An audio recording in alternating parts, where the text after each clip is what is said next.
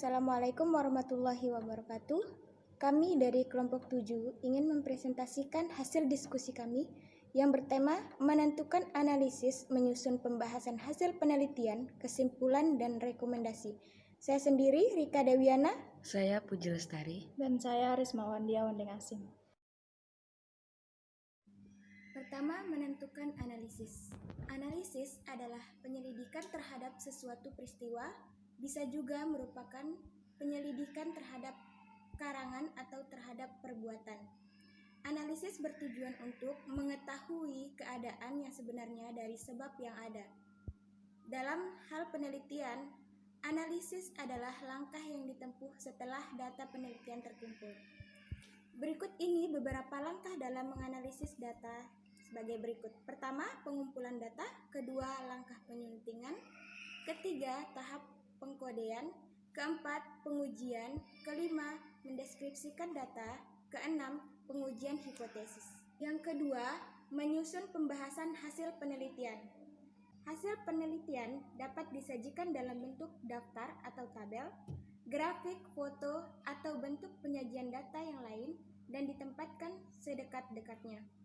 Dengan pembahasan agar pembaca lebih mudah mengikuti uraian. Pada alinea pertama bab ini, sebaiknya dikemukakan bahwa hasil penelitian dapat dijumpai pada daftar dan gambar yang nomornya disebutkan. Tata cara penyajian tabel, grafik harus sesuai dengan ketentuan.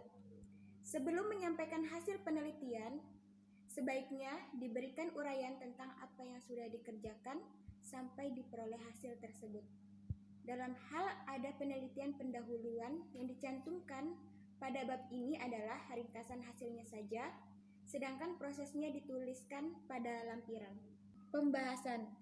Dalam menulis pembahasan, mahasiswa menjelaskan secara teoritik mengapa hasil penelitian ditemukan seperti yang telah dijelaskan pada bagian hasil penelitian.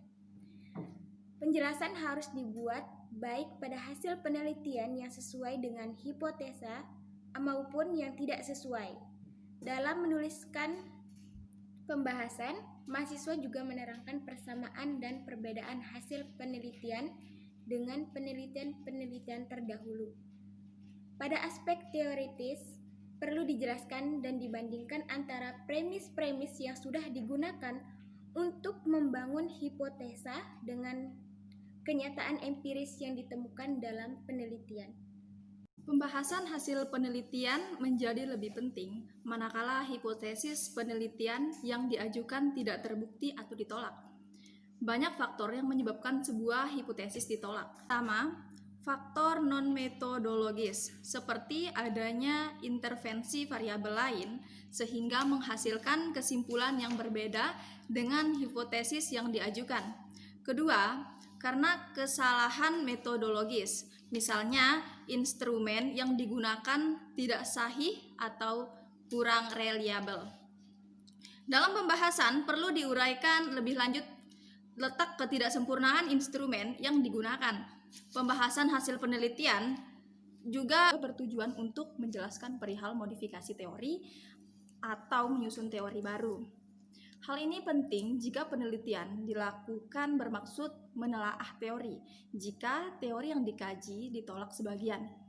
Hendaknya dijelaskan bagaimana modifikasinya dan penolakan terhadap seluruh teori harus disertai dengan rumusan teori baru.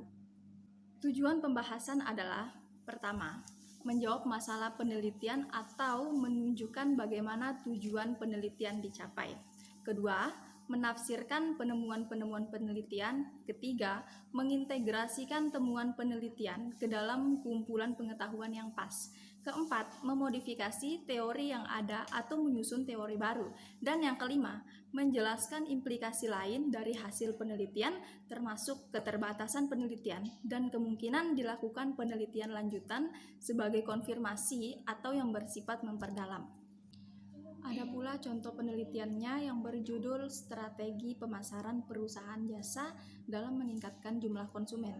Contoh penelitian ini diambil dari studi kasus di Tri Kusuma Travel Purwokerto di Banyumas. Strategi pemasaran dalam meningkatkan jumlah konsumen yang dilakukan oleh Tri Kusuma Travel yaitu menggunakan aspek strategi produk, harga, promosi, distribusi, dan pelayanan, serta strategi alternatif yang lain seperti segmentation, targeting, position mempunyai dampak terhadap peningkatan jumlah konsumen. Dapat diketahui bahwa jumlah konsumen mengalami peningkatan dari waktu ke waktu. Dengan demikian, dapat dikatakan bahwa strategi pemasaran dalam meningkatkan jumlah konsumen yang dilakukan oleh Tri Kusuma Travel Purwokerto memberikan dampak positif bagi perusahaan. Hal tersebut dapat dilihat dari jumlah konsumen yang terjadi pada perusahaan selama kurun waktu 4 tahun, dimulai dari tahun 2014 sampai 2017, sehingga perusahaan dapat mempertahankan kelangsungan hidupnya hingga saat ini dan mampu bersaing di pasaran. Umumnya, bila jumlah konsumen yang diperoleh tinggi, maka keuntungannya akan maksimal.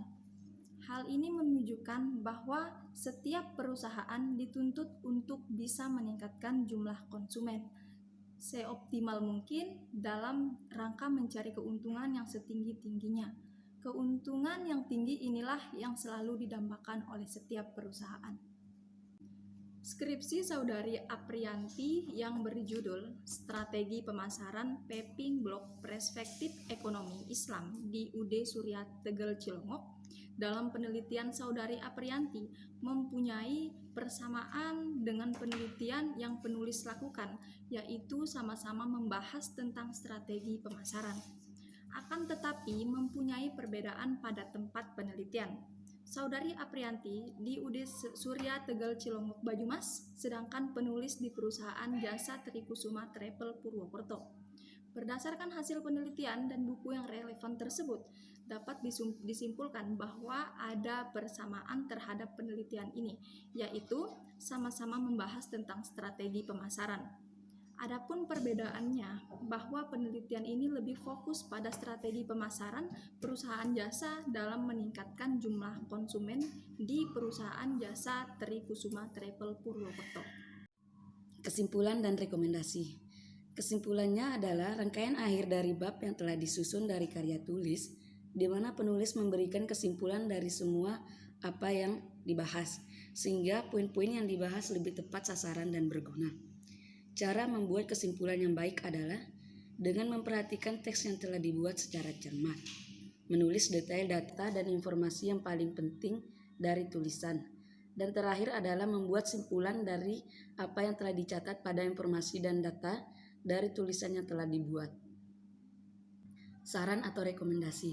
Saran merupakan anjuran dan masukan dari penulis yang diarahkan pada pembaca sesuai dengan tema yang dibuat, agar pembaca yang berniat meneliti tema yang bisa lebih efektif dalam membuat.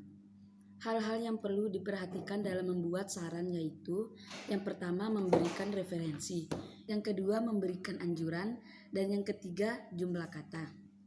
Contoh kesimpulan dan rekomendasi. Kesimpulan dari penelitian strategi pemasaran perusahaan jasa dalam meningkatkan jumlah konsumen. Strategi pemasaran dalam meningkatkan jumlah konsumen yang dilakukan oleh Tri Kusuma Travel yaitu menggunakan aspek strategi produk, harga, promosi, distribusi, dan pelayanan. Dapat diketahui bahwa jumlah konsumen mengalami peningkatan dari waktu ke waktu. Dengan demikian, dapat dikatakan bahwa strategi pemasaran dalam meningkatkan jumlah konsumen yang dilakukan oleh Tri Kusuma Travel Purwokerto memberikan dampak positif bagi perusahaan. Umumnya, bila jumlah konsumen yang diperoleh tinggi, maka keuntungannya akan maksimal. Hal ini menunjukkan bahwa setiap perusahaan dituntut untuk bisa meningkatkan jumlah konsumen seoptimal mungkin dalam rangka mencari keuntungan yang setinggi-tingginya. Keuntungan yang tinggi inilah selalu didambakan oleh setiap perusahaan. Saran atau rekomendasi. Strategi pemasaran yang diterapkan Tri Kusuma Travel Purwokerto dalam meningkatkan jumlah konsumen sudah berjalan dengan baik. Dalam mencapai tujuannya optimal sesuai dengan target dan keinginan perusahaan, maka penyusun menyumbangkan beberapa saran sebagai bahan pertimbangan dan kemajuan lebih lanjut. Adapun saran-saran yang dimaksud diantaranya sebagai berikut. Yang pertama, terus meningkatkan dan memperbaiki strategi pemasaran yang sudah dilakukan selama ini dan tetaplah bersaing secara sehat agar bisa terus meningkatkan jumlah konsumen dan dapat memenangkan persaingan pasar. Yang kedua, masing-masing elemen yang ada di Trikusuma Travel Purwokerto, baik pusat maupun cabang, harus sadar akan tugas dan tanggung jawab. Lebih menekankan pada saling meningkatkan antara sesama orang yang bekerja sama di Trikusuma Travel Purwokerto. Yang ketiga, penelitian ini setidaknya dapat dijadikan bahan evaluasi dan pertimbangan dalam menentukan kebijakan dan strategi pemasaran travel Trikusuma Purwokerto.